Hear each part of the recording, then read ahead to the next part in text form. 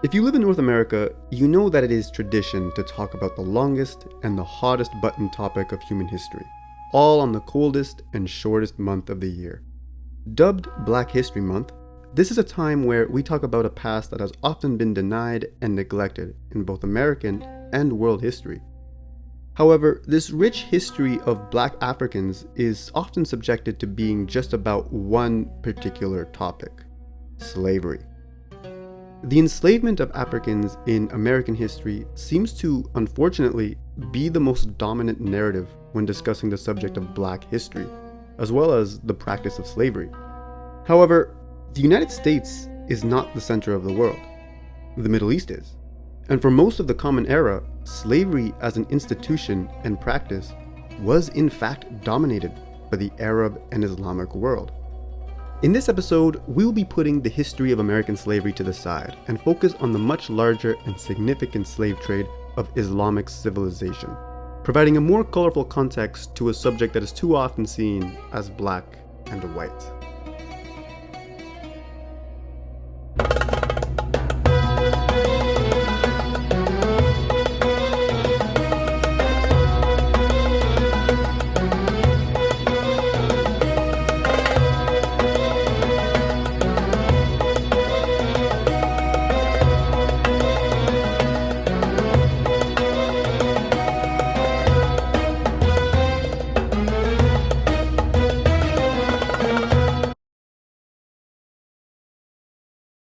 For as long as there has been urban civilization, there has been slavery.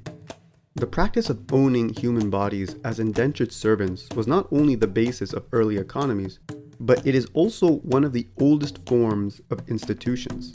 From the Code of Hammurabi to the Holy Bible, slavery was enshrined as a legally binding institution, codifying who to enslave, why to enslave, and how to enslave. Like other legal documents before it, the Quran institutionalizes the practice of slavery. Slavery was an essential practice for pre-Islamic economies, with even the Prophet Muhammad himself engaging in the purchasing, selling, and ownership of slaves. In fact, one of Muhammad's most loyal and trusted companions was an Ethiopian slave by the name of Bilal ibn Rabah, who is famous in Islamic history for being the first muazzin, the person who chants the call to prayer. Despite this normalization of owning human property, the Quran implements measures that are made to regulate the practice of slavery, as well as improve the treatment of slaves. While not viewing them as legally equal, the Quran insists that masters and slaves are equal in spirit, and if a slave were to request emancipation, it is a righteous act of the master to free them. During the Caliphate, slaves were entitled to having sufficient shelter, food, water, and medical attention that their master had to provide. If the master could not provide their slave with these needs, then the slave had the right to complain to a judge and file a case, in which, if the master was found guilty, must then sell or emancipate the slave. In comparison to the Greeks and Romans before, and even American slavery afterwards, the institution of Islamic slavery was definitely an improvement, as Muslim jurists actually considered the humanitarian needs of slaves. But despite Islamic law preaching these new restrictions and regulations on the treatment of slaves, it's important to remember that rules are meant to be broken. And at the end of the day, the treatment of slaves relied on their masters. In Islamic law, a Muslim cannot enslave another Muslim, but rather a non-Muslim who was either born into slavery or a prisoner of war, meaning that slaves were captured and imported more on the basis of their faith as opposed to their ethnicity. As a consequence, Islamic empires enslaved people from a wide range of different ethnic groups, often waging jihad against other nations just so they could capture people as slaves. As well as having a variety of different ethnicities, Islamic slaves held a diverse range of occupations, being everything from housekeepers, laborers, nurses, cooks, concubines, financial managers, and even soldiers. Now, because Islamic institutions encourage ethnic equality and only enslaved people on the basis of their faith, it has become common for Islamic scholars to suggest that slavery in the Muslim world did not have racist attitudes towards other groups, since every ethnicity had the potential to be enslaved. But as much as Islamic institutions tried to mitigate racist behavior, it could never really change the kinds of prejudice that the Arabs held. Now, Arabs were, of course, not the only ethnic group to own, sell, or capture slaves, but they were by far the biggest participants and beneficiaries of Islamic slavery. So, looking at how they described and treated their slaves can reveal some uncomfortable truths that Muslim scholars enjoy neglecting. Using ethnic stereotyping and racist characterizations, Ibn Butlan, an Arab Christian from 11th century Syria, went so far as to write a slave guide manual that recommended particular ethnicities for specific jobs. In his manual, Ibn Butlan describes the advantages some ethnicities have over others in regards to their services, mainly focusing on the women, as female slaves were used far more often than men. Ibn Butlan writes, "He who wants a slave girl for pleasure should take a Berber. He who wants a respectable slave girl who keeps secrets should take a Byzantine. He who wants her for producing offspring should take a Persian. He who wants a wet nurse should take a Zanj. He who wants a singer should take a slave girl from Mecca." Along with assigning each ethnicity with its own specialized occupation, Ibn Butlan also prescribes an assigned value to each ethnicity. This can be explicitly seen in how he talks about the various ethnicities of East Africa, who were by far the most common slaves to acquire. While in America it's easy to just label every sub-Saharan African as black, this kind of racial categorization did not exist in the medieval Muslim world. Arab slave traders were very much aware of the vast diversity of Africans and would instead name each ethnic group after their geographical region. In Ibn Butlan's guide, he suggests that out of all the Sudanese, the most valuable of slaves were that of the Nubians, who live in what is present-day Sudan, being depicted as agreeable, honest, and polite. The least valued of Sudanese slaves, according to Ibn Butlan, were the Zanj, a Bantu people from the East African coast. Ibn Butlan writes, "They have several bad qualities. The blacker they are, the worse their smell is. The sharper their teeth, the less profitable and more dangerous they become. Most of them have an obstinate character and try to run away. Gee, Butlan, I wonder what they could possibly be running away from." In the end, Ibn Butlan recommends Zanj to be used as laborers, claiming that they are hard workers and are able to withstand intense suffering. Being the most devalued of the enslaved ethnic groups, with your only good characterization being able to withstand pain, the Zanj experienced the worst treatment from Arab slave traders and owners, being subjugated to work on the plantation fields and salt mines of rural Iraq for much of the 8th and 9th century. The conditions of these labor camps were horrid, and the abuses the Zanj workers endured was just as brutal. Taking advantage of the political instability caused by the anarchy of Samarra, the Zanj slaves revolted against their slave masters, beginning a series of riots and insurrections that would be known in history as the Zanj Rebellion. Many free men and even Arabs would join the Zanj in their fight against the Caliphate, using the revolt as a way to promote their own religious and political agendas. However, despite this participation and leadership from free Arabs, the rebellion was first and foremost a Zanj slave revolt against their Arab slave masters. Although eventually being quashed by the Abbasid army, the Zanj rebellion would play a significant role in the Caliphate's history, as it significantly changed how slavery was practiced in the Islamic world. To prevent future slave rebellions, the Caliphate imposed new regulations that protected slaves from overworking and ill treatment, which even included that the masters provide their slaves with an old age home after they retired.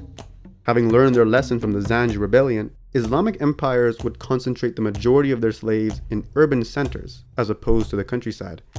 You see, having the slaves be closer to where the military was stationed would make organizing and staging a revolt a lot more difficult. And as a result, plantation slavery became a lot less common in the Islamic world. Speaking of the military, most of the soldiers in Islamic armies consisted of enslaved men, the most common ethnicities of which were Berbers, Indians, Nubians, Slavs, and especially Turks. Turkish and Slavic slave soldiers were typically known as Mamluks and had the reputation of being the elite forces of Muslim armies. Taken in as young boys, these slaves would be trained in archery, horseback riding, martial combat, and swordplay. They also received a formal Islamic education, learning how to read and write in Arabic, as well as being exposed to the arts, literature, and science that was being produced in the libraries and madrasas of the Islamic world. In fact, being a Mamluk came with many opportunities that even free men would have a difficult time acquiring. Mamluks were able to rise through the ranks of Islamic hierarchies, becoming officials in the administration and courts of their ruling empires. The benefits that came with being a Mamluk were so well known that families from Christian Europe, Central Asia, and the Caucasus Mountains would even willingly give their sons up to serve as Mamluks, due to the position being more promising than nearly anything else the medieval world had to offer. Being the bulk of the military and holding important offices in state affairs not only made the Mamluks among the most prestigious members of Islamic society, but also the greatest danger for Islamic empires.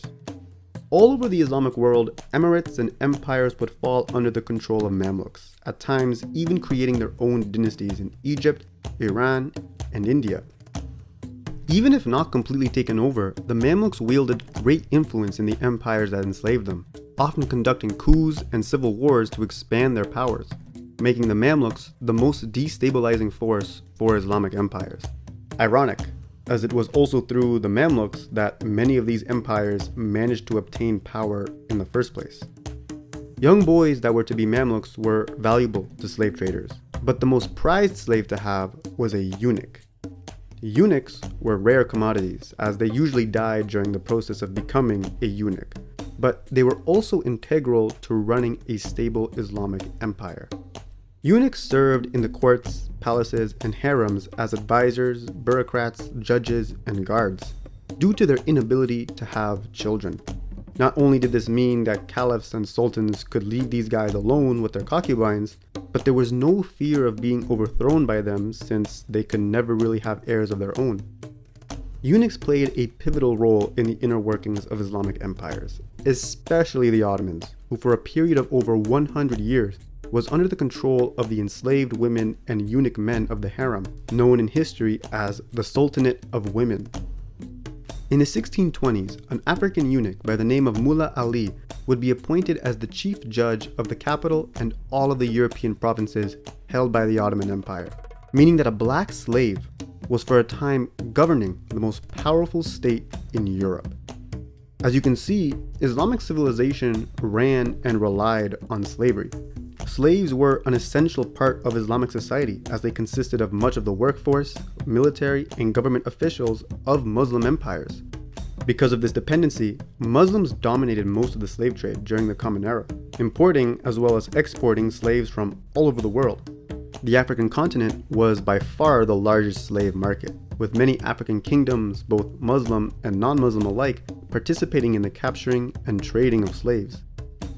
While most of the traffic of slaves came from the coast of the Indian Ocean, the trans-Saharan slave routes were by far the most brutal, as over half of the slaves who were brought through the desert never made it out to be sold. While the transatlantic slave trade was far larger in size and scope, Islamic slavery would last much longer than their Western counterparts, with many Muslim countries only very recently having abolished the practice of slavery in their laws. Even then, the exploitation of foreign low-wage workers and illegal human trafficking continued to be very prevalent in the modern Arab and Muslim worlds. In fact, slavery continues to be just as essential to Muslim economies now as it did back in the day, with modern slaves being forced to work as everything from laborers, farmers, maids, soldiers, and prostitutes. Modern slavery today is a multi-billion-dollar industry and accounts for much of the world's crop and material production. Of course, it's not just Islamic countries, as all over the world, modern slavery in one form or another remains in practice as a means of generating the greatest amount of profit. But even with the practice of slavery being universal, we mustn't forget that for the majority of the Common Era, this immoral industry was dominated by Islamic civilization. It is a fact that many in the Arab and Muslim world like to ignore and reject, but it remains as relevant now as it did centuries before. Islamic slavery may have affected people from all sorts of ethnicities, but its legacy disproportionately affects Black Africans. who to this day continue to face discrimination and racism in the Arab world, with many referring to blacks as abid, the Arabic word for slave. Black history has a lot more to offer than just remembering the injustices of slavery. But if the legacy of slavery is what this month is going to be relegated to, we can at least include slavery's biggest participants as a part of that history. Next episode, we go from one virtue signaling holiday to another and discuss the controversies of women and Islam. We will see how many Muslim women continue to view their religion as a promoter of equal rights and feminism, all while being completely wrong. Because you see, ladies, the fact is, Islam is just not on your side.